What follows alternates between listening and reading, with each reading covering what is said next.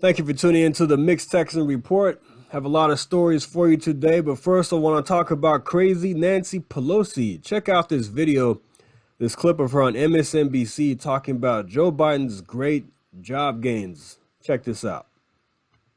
And Joe Biden is doing that, created 9 million jobs in his term in office. Donald Trump has the worst record of job loss of any president. So we just have to make sure people know. That was a global pandemic. He had the worst record of any president. We've had other concerns in our country. If you want to be an apologist for Donald Trump, that may be your role, but it ain't mine. And I he don't has think the that worst. anybody can accuse me of that. You see, this is on MSNBC, MSDNC, in other terms. But I'm glad this host called her out on that because everybody knows there was a global pandemic and the government, state governments shut the economies down. That's what happened. Now, for Nancy Pelosi, of course, the Democrats try to overlook that and say Trump had the worst job record among any other president, blah, blah, blah. But they forget how much the economy was booming under his term. And then we had the pandemic, and we saw this V-shaped recovery. I want to set the record straight with Nancy Pelosi. Let's check out some job numbers here from those early months in the pandemic. So this is from May 2020 for the April jobs report. A record 20.5 million jobs were lost in April as unemployment rate jumps to 14.7%. Anybody can look this up. CNBC article talks about this. So the economy lost 20.5 million jobs as the pandemic was raging throughout the country. And local governments, state governments were shutting their economies down. It happened here in Texas. Yes, it did. Even though we opened up much faster than other places, it still happened here in Texas, and people lost their jobs. But then you go to the next jobs report for May of 2020. May sees biggest jobs increase ever of 2.5 million as the economy starts to recover from coronavirus. This is the recovery when people are going back to work. Non-farm payrolls rose by 2.5 million jobs in May, and the unemployment rate fell to 13.3%. And let's keep going here. This is for June, the June jobs report of 2020. Again from CNBC. I found this in about 30 seconds. Record jobs gain of 4.8 million in June smashes expectations. Unemployment rate falls to 11.1%. This is the recovery. This is what they fed people who are dumb and who just listen to anything that listen to talking points like Nancy Pelosi is saying. They'll believe anything. They'll believe all this stuff without looking at the data, the facts. But anybody who is alive here in America knows what happened. They know. The regular everyday person knows what happened and that this is BS. We're going to keep debunking this nonsense here. While that is true, while yes, on paper it shows, without getting the context, on paper it shows that Trump did have a jobs decline in his term but that's because of the pandemic. Let's check out unemployment rates under President Trump. Now, if we look at the start of his presidency, unemployment was at 4.6%. It went down to 3.5% in February of 2020. Then you can see where in April, it jumps up to 14. Okay, this one says 14.8, nearly 15%. And then as he leaves office, it's down to 6.3%. So they try, if you just go online and say Trump jobs lost during pandemic, you're going to see a bunch of left-wing sites or whatever saying, yeah, the unemployment rates increased by 1.7% during Trump's presidency, the most job losses ever. I mean, without getting into context of the coronavirus pandemic. So I wanted to throw that out there because these morons like Nancy Pelosi would try to, make President Trump look bad. And the jobs that have happened under, they've been so-called created under Joe Biden, many of those are from just recovering job losses during the pandemic. And I believe it was the Philadelphia Fed who did some research last year, and I think the actual number from jobs created under Joe Biden, not counting jobs from the pandemic that are recovered, was actually like about 1 million. It was very little compared to what they're actually telling you. Yeah, I just want to throw that out there because I hate when people lie about this stuff, when they mislead people and don't give full context. You see how Nancy Pelosi says things like, "Oh well, we've had other situations happen."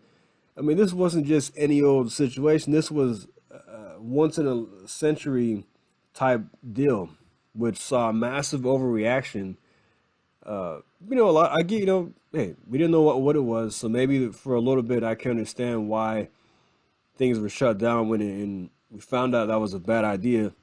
But red states opened up much faster than blue states, with the exception of maybe Colorado. But Georgia, Texas, Florida, South Dakota never shut down.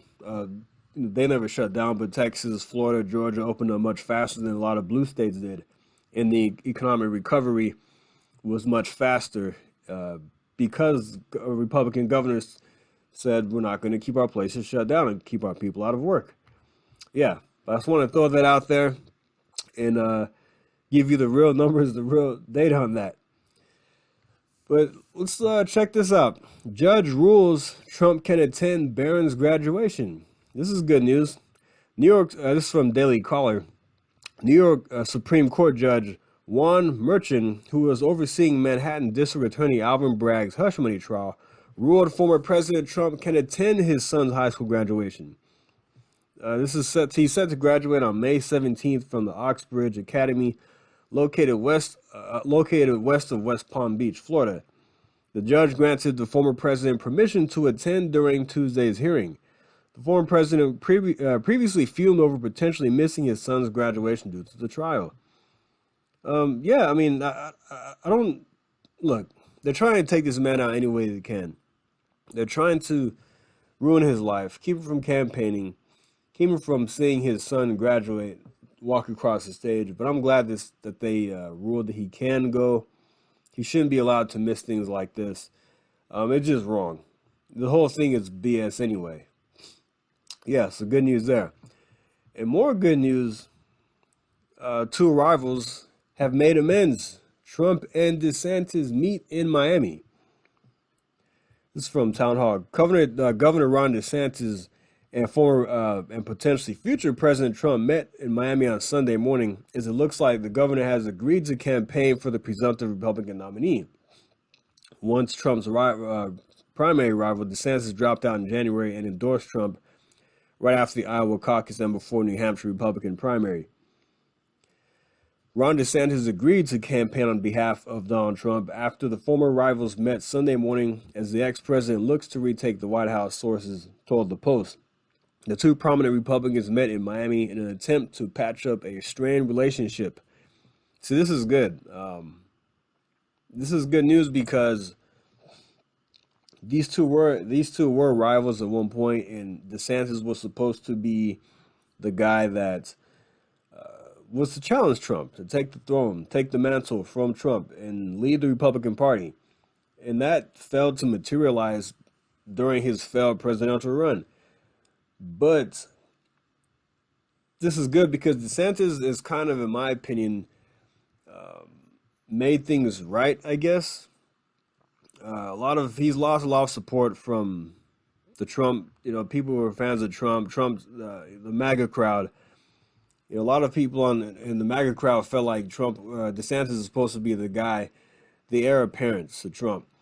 And then him going against Trump and the tit for tat they had going back and forth, Ron DeSantis kind of, we felt like he was being pushed in the wrong direction by big time donors. But he's gone back to Florida and he's governed extremely well like he was before. And I always thought Ron DeSantis should just finish out his second term and then maybe look at a presidential run in 2028. His term is up in January. He leaves office in January of 2027. That's perfect timing, in my opinion, for the 2028 presidential election, the campaign is just to ramp up. Perfect timing for him to launch his presidential ambitions at that point. And I think that, people will look past what happened with him and Trump and how they've made amends, which is good because we need unity among the Republican Party and our leaders. So that's great news. Ron DeSantis is getting things done in Florida. He has a great record to run on. Yeah, so that's good. I want to just touch on that for a little bit. But now let's move out west to California. I want you to check out this video. I don't know if you're watching it on Spotify or listening on YouTube. I want to talk about some crime going on in California and how I think people are getting fed up. Let's check this out. Fox 11 news crew threatened while reporting on LA Metro safety concerns. Here we go. Metro for both passengers and employees. Gigi Gracia live in downtown LA with a look at the most recent attacks, including one involving our very own crew. Hey there. That's right. We got to witness what bus passengers, many of them, go through daily. We'll get to that in a minute. But today, there is a Metro board meeting. It will be chaired by LA City Mayor Karen Bass. And we can imagine that the incidents of violence that have rocked Metro this week will be discussed. Let's take a look at some of them. Just yesterday, there was another stabbing on a Metro Blue Line train in South Los Angeles. Not a lot of information being released about the incident. All we were told was that the stabbing victim was taken to a hospital. And then there's the stabbing and attempted murder of a bus driver on April 13th. This happened on 119th Street in Wilmington, where police said passenger began yelling at the driver. And when the driver pulled over, the suspect began beating and stabbing him. 30-year-old Darnell Marshawn Bray was later arrested. And of course, this week, the fatal stabbing of a 66-year-old mother and grandmother on her way home from work. Mirna Sosa was aboard the Metro Red Line train when police say this man, Elliot Trammell Nowden, stabbed her and killed her. Security camera footage showing the attack was unprovoked and sudden. Police say Nowden, a transient, had a criminal history of violence. And today, across the street from Metro headquarters ourselves, while we were reporting on all of the violence, we watched as a man we thought was a passenger began harassing other people that were waiting for the bus, when suddenly he began turning himself anger on himself and then on us. Watch as he knocks down our camera and then comes back, picks up our tripod and slams it against our news van. All of this unprovoked. We never spoke to him, and thankfully nothing happened, but we watched as he harassed other people. And if you talk to passengers, they'll tell you this happens daily. So the big question now, what is Metro going to do? They Crazy stuff. Crazy. always react after there's a violent incident, but nothing seems to change. At today's meeting, they're going to be talking about how to keep bus drivers safe by retrofitting buses and creating some type of protective barrier around them, which is great. But what about passengers? Reporting live. Yeah, you got to think about the passengers. Great to think about the drivers, but the passengers need to feel safe too. And this is crazy that you're going to report on crime and then you have a nut job throwing the tripod and acting crazy. It's not the first time we've seen something like this. But are Californians getting fed up with all the crime? This is from Post Millennial. Californians overwhelmingly demand return to common sense crime policies. Check this out. A referendum to overturn California's failed police reform measures has garnered significant support from residents, which lawmakers say is imperative to pass in order to restore public safety across the state. Proposition 47, which became law in 2014, reclassified several felonies as misdemeanors, including retail and property theft, in addition to a wide range of drug and possession convictions. The Democratic law was introduced as an effort to reduce incarcerations. However, it added a significant increase in crime due to a lack of accountability for criminals. According to the amendments, Proposition 47, repeated thefts for individuals who steal less than $950 will be felony charges as long as they have 2 or more prior theft-related conditions that are currently considered misdemeanors. Additionally, it will enable the entire worth of stolen property from several crimes to be added together, meaning that the repeat offenders might face felony charges if the amount surpasses $950. A wide range of drug possession convictions that were originally felonies were also changed to misdemeanors. If passed, it would authorize harsher penalties for selling lethal doses of fentanyl and add it to a list of hard substances such as heroin, cocaine, and methamphetamine that are prohibited when in the possession of a firearm. Additionally, if drug trafficking results in fatalities, traffickers could be faced with murder charges. Yes. This would allow for harsher sanctions for drug dealers whose trafficking resulted in death or serious injury. The amendment, titled Homelessness, Drug Addiction, and Theft Reduction Act, will appear as an initiative on the state's ballot in November. The initiative has since secured mass support, receiving more than 900,000 signatures from California residents, which is far surpassed the 500,000 signatures required to appear on the ballot. It says Golden State residents lined up for hours to sign the petition, according to Sacramento County District Attorney. That's how popular it is, she says. That's the sentiment of people, and across all spectrums. Yeah, apparently this is from, this cuts across party lines, social and economic lines. It's small businesses, big businesses, everyday people who are passionate and about this reforms taking effect. This is great news. Yeah, when it hits your front door, when it hits you, when things happen to you in your business and your daily life is impacted by crime, you're going to want some changes to be made. People will wake up, and then when they'll say enough is enough. When your purse gets snatched or your business gets looted, people do smash and grabs and do stupid things, and people are not punished harsh enough, the way they should be. I mean, look, this fentanyl, that should be thrown in there with all the other drugs like heroin. Here in Texas, Greg Abbott's made it has increased penalties for fentanyl related charges, which is good. And I want to see this happen in California because I don't want California to fall apart. Beautiful place. I was actually born there, and I haven't been there in 5 years, sadly, but I want to see California do well. I want to see the state thrive. I don't want to see I don't want to see the state decimated by left-wing policies. I don't want it to get to a point where you can't come back. I just wish they had voted to have to recall Gavin Newsom and put in Larry Elder. Sadly, it didn't materialize, but you have to start somewhere. Maybe this will be the beginning of some things turning around. We're seeing DAs being recalled in certain areas in California, so that's good. But yeah, that's California right there. And I found this today. This is from Breitbart. 3 Columbia University janitors claim Hitler Youth held them hostage.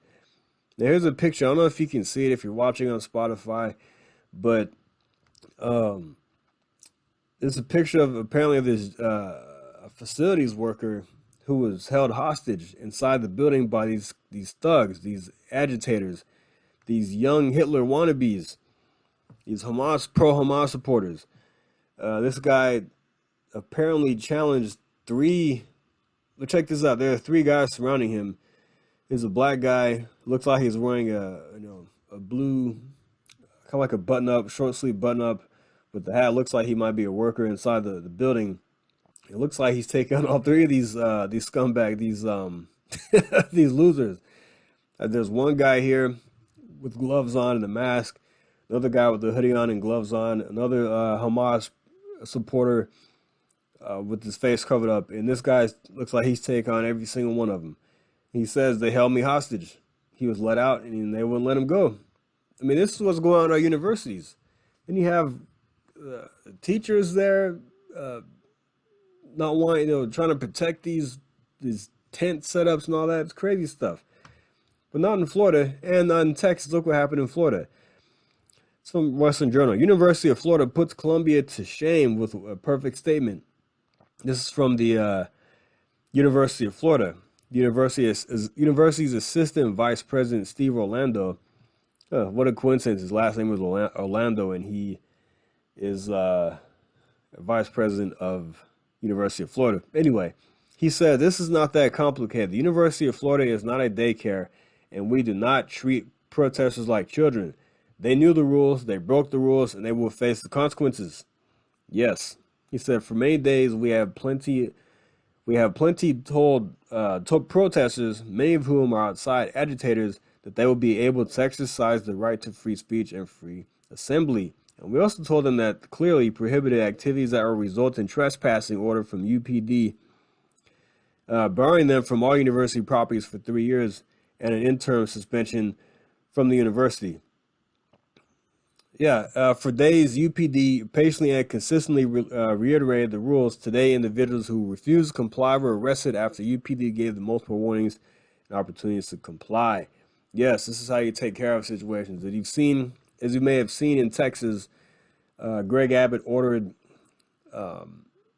DPS to go to UT Austin and break this up. Break up these tents. All these set up people pitching tents and acting like they're trying to take over the school. Trying to take over the school for this pro-Hamas nonsense, disrupting things. And there were people that were arrested. I've seen videos of it. You had Austin PD, you had DPS, and this is how you get things done. You don't let things get out of control. You don't want our universities to turn into a daycare for these agitators. Sorry, it's not going to happen. Not in Texas, not in Florida. Speaking of officers, here's some good news, but there may be some underlying things here. From Daily Caller, police officer hiring increased for the first year since 2020. Now, this is great news. It says the hiring of police officers is rising for the first year since 2020, new survey shows. Police departments across the U.S. have struggled to remain staffed for the past few years as officers left in droves following the defund the police movement and the Black Lives Matter protests and rioting that peaked after the death of George Floyd in 2020. For the first time since nationwide unrest and lockdowns, total staffing has increased among police agencies, with some small and medium bodies reporting more sworn officers in January of 2020. Now, while this is good, there's a caveat. Check this out. Quantity over quality. Some say lowering police hiring standards could be a deadly choice. If there are agencies that are lowering their standards to hire police officers, they could have some bad consequences. Check this out. This is from News ABC 12. Jason Johnson, president of Law Enforcement Legal Defense Fund, says these changes include lowering, getting rid of college requirements, changing the standards for prior drug use, changing the standards for prior criminal activity, having a criminal record, and eliminating physical agility tests.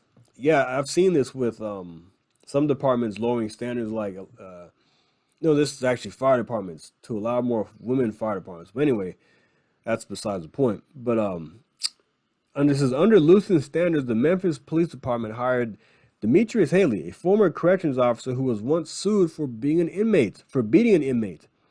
Haley was one of 5 officers involved in the brutal death of Tyree Nichols earlier this year.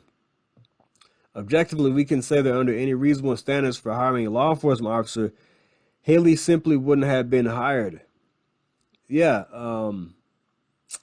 there's a problem here. While we want more police officers, we want hiring to be strong, it comes with some, there could be problems if you lower standards.